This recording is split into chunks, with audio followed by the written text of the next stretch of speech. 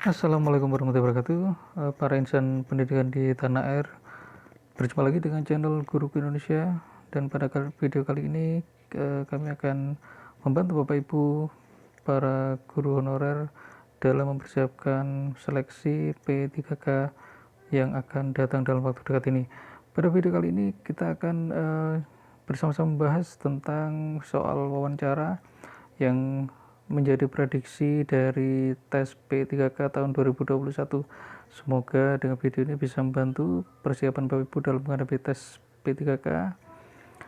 Dan jangan lupa subscribe untuk selalu mendapatkan update informasi dari channel kami Guruku Indonesia ini, dan agar channel ini semakin berkembang dan bisa memberikan yang terbaik bagi insan dunia pendidikan di tanah air. Baik, pada video kali ini kita akan coba membahas mengenai prediksi soal wawancara yang diperkirakan muncul pada seleksi P3K tahun 2021 ini. Baik, langsung saja tanpa banyak berkata-kata kita akan langsung bahas beberapa soal berikut.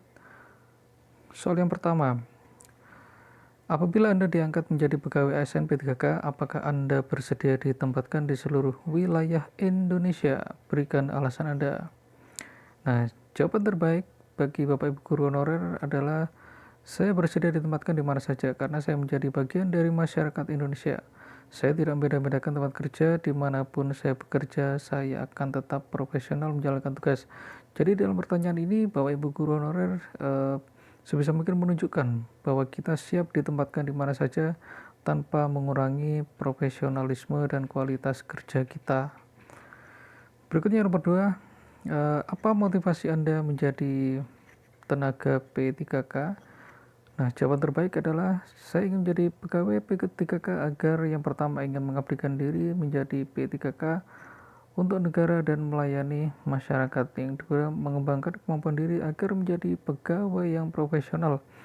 Nah, di sini yang perlu digarisbawahi adalah bagaimana motivasi kita menjadi pegawai P3K adalah untuk unsur pengabdian.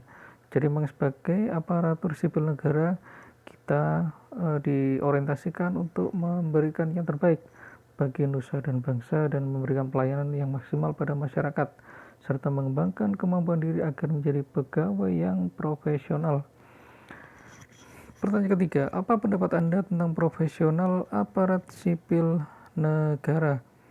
Jawaban yang terbaik adalah ASN yang mumpuni dalam jabatan sebagai ASN yang meliputi kompetensi manajerial, kompetensi teknis, dan kompetensi sosiokultural. ASN yang memiliki integritas dan kejujuran dalam bekerja, mampu bekerja sama dengan rekan baik seprofesi maupun tidak satu profesi, melayani publik secara proporsional, senantiasa mengembangkan diri untuk meningkatkan pelayanan pada negara dan masyarakat, dan berperan aktif dalam membantu rekan untuk pengembangan dirinya. Kemudian memiliki kemampuan komunikasi yang efektif serta siap dalam beradaptasi dan pandai dalam mengelola perubahan ke arah yang lebih baik.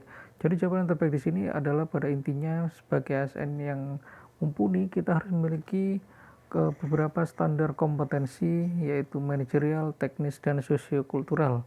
3 hal itu yang harus dimiliki oleh seorang ASN. Sedangkan unsur-unsurnya bisa integritas, kerjasama, pelayanan publik, pengembangan diri, komunikasi, dan pengelolaan perubahan ke arah yang lebih baik. Berikutnya juga unsur dari seorang ASN yang profesional adalah berani mengambil keputusan yang tepat, menjalankan tugas yang baik, berorientasi pada hasil, memiliki kemampuan sesuai dengan jabatan yang diemban atau kompetensi teknis, memiliki jiwa sosial dan terbuka dalam perbedaan yang merupakan unsur sosiokultural. Berikutnya, pertanyaan keempat, apa pendapat Anda tentang guru profesional?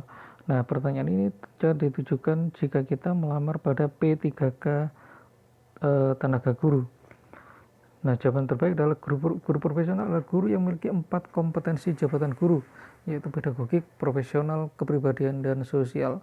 Pedagogi adalah kemampuan atau keterampilan guru yang bisa mengelola suatu proses pembelajaran atau interaksi belajar mengajar dengan peserta didik.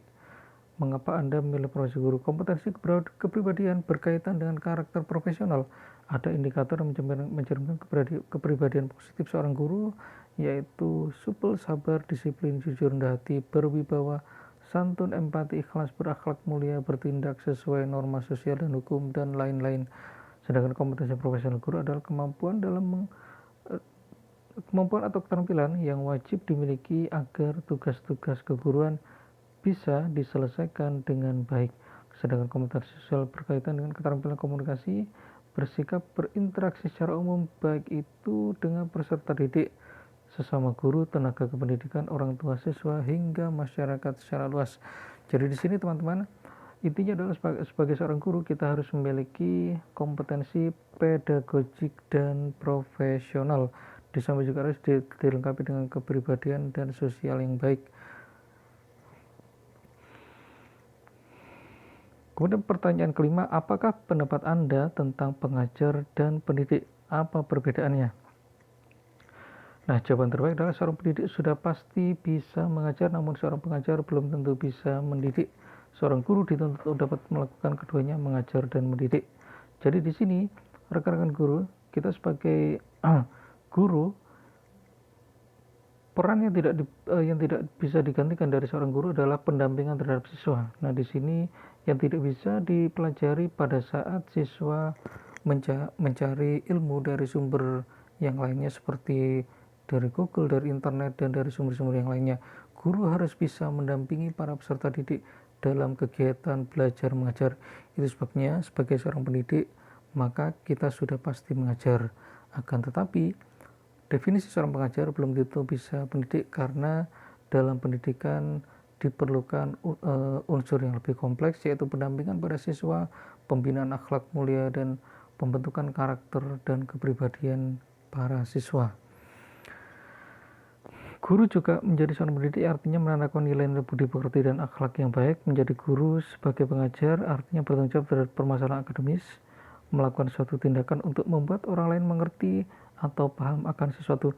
Nah, di sini sebagai pendidik kita harus bisa memberikan teladan yang baik sehingga bisa membentuk karakter siswa yang berupa sikap, pengetahuan, dan keterampilan.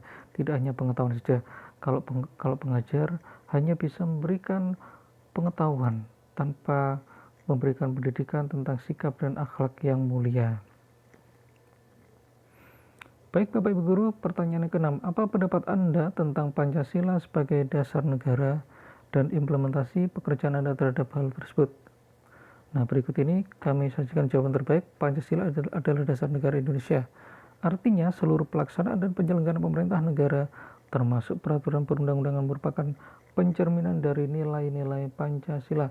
Implementasi terhadap pekerjaan kita adalah kita akan melaksanakan pekerjaan kita sebagai pendidik dan pengajar sesuai dengan aturan yang berlaku yang dibuat oleh pemerintah.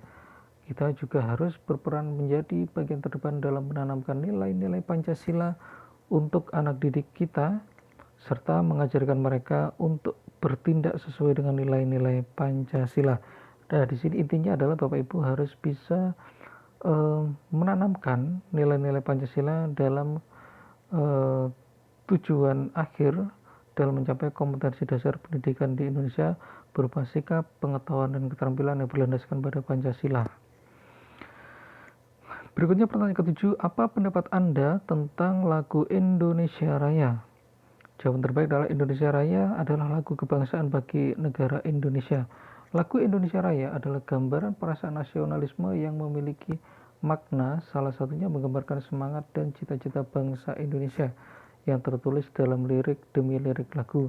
Lagu Indonesia Raya adalah termasuk identitas nasional, di mana kita sebagai bangsa Indonesia harus bangga terhadap lagu Indonesia dan senantiasa menjiwai apa yang terkandung dalamnya. Mencintai lagu Indonesia Raya merupakan bagian dari cinta tanah air dan rasa nasionalisme kita. Berikutnya pertanyaan ke-8, jelaskan apa Pancasila menurut Anda? Nah, jawaban terbaik adalah Pancasila merupakan ideologi negara Indonesia, rumusan dan pedoman kehidupan berbangsa dan bernegara bagi seluruh rakyat Indonesia. 5 ideologi utama penyusun Pancasila adalah ketuhanan yang Maha Esa, kemanusiaan yang adil dan beradab, persatuan Indonesia, kerakyatan dipimpin oleh kebijaksanaan dalam pemusatan perwakilan, serta sila kelima keadilan sosial bagi seluruh rakyat Indonesia, yang mana ini tercantum pada alinea keempat pembukaan Undang-Undang Dasar 1945. Pancasila adalah dasar negara Indonesia di mana seluruh pelaksanaan dan penyelenggaraan pemerintahan negara termasuk peraturan perundang-undangan merupakan pencerminan dari nilai-nilai Pancasila. Sedangkan Pancasila sebagai pandangan hidup adalah semua aktivitas kehidupan bangsa Indonesia sehari-hari harus sesuai dengan Pancasila. Berikutnya Bapak Ibu, pertanyaan ke-9. Apabila Anda menjadi guru profesional, apakah Anda bersedia ditempatkan di seluruh wilayah Indonesia? Ini bersama dengan pertanyaan yang sebelumnya. Jawaban terbaik adalah saya bersedia ditempatkan di mana saja di seluruh Indonesia karena sebagai guru profesional adalah guru yang siap menjalankan tugas sebagai pengajar dan pendidik di mana saja pada siapa saja untuk mencerdaskan generasi muda penerus bangsa. Sedangkan pertanyaan ke-10, apa motivasi Anda menjadi guru?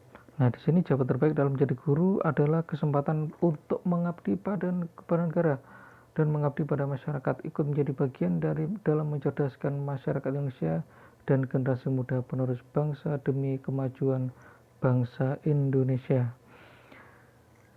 Jadi intinya di sini adalah kita sebagai seorang guru ya harus siap untuk melayani masyarakat karena ini adalah pengabdian terhadap bangsa dan negara. Baik, itu tadi rekan-rekan Bapak Ibu guru honorer persiapan menghadapi tes P3K untuk pertanyaan jenis wawancara. Semoga bisa membantu persiapan Bapak Ibu guru semua. Senantiasa berdoa dan berusaha yang terbaik bagi pengembangan diri, pengembangan masyarakat, dan pengembangan bangsa Indonesia. Jangan lupa subscribe channel ini agar channel ini bisa berkembang dan bisa memberikan informasi-informasi yang up to date seputar dunia pendidikan di Indonesia tercinta. Sampai jumpa di video selanjutnya. Assalamualaikum warahmatullahi wabarakatuh.